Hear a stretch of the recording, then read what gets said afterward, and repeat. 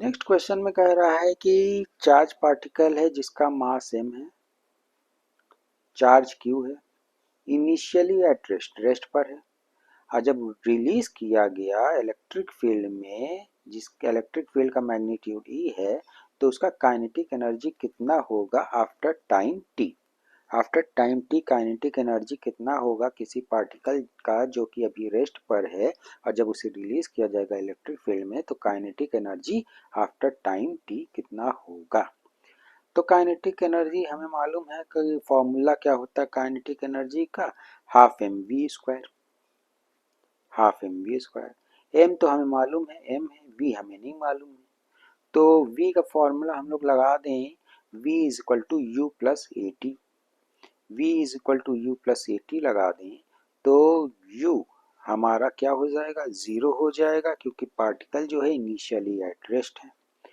Time t है। Acceleration के लिए हम लोग क्या करें, एक्सेलरेशन के लिए निकाल लें हम लोग।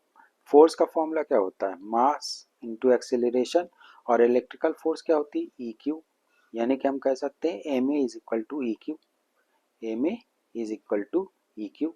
तो एक्सेलरेशन का फॉर्मूला क्या हो जाएगा, E Q upon M, E Q upon M हो जाएगा। तो एक्सेलरेशन क्या हो गया हमारा, ई क्यू अपॉन एम हो गया। अब ये वैल्यूज ए की वैल्यू, टी की वैल्यू, यू की वैल्यू सब पुट कर दें वी में, तो यू की वैल्यू जीरो हो जाएगी। ठीक है, acceleration E Q upon M, T हमारा टी हो जाएगा।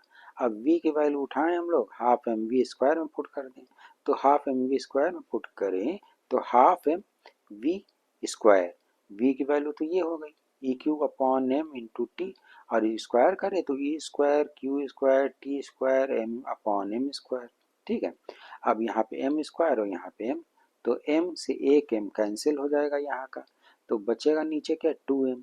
तो आंसर क्या आ जाएगा हमारा, E square Q square T square upon two M. ठीक है, तो ये हो गया हमारा आंसर। अब नेक्स्ट क्वेश्चन देखते हैं।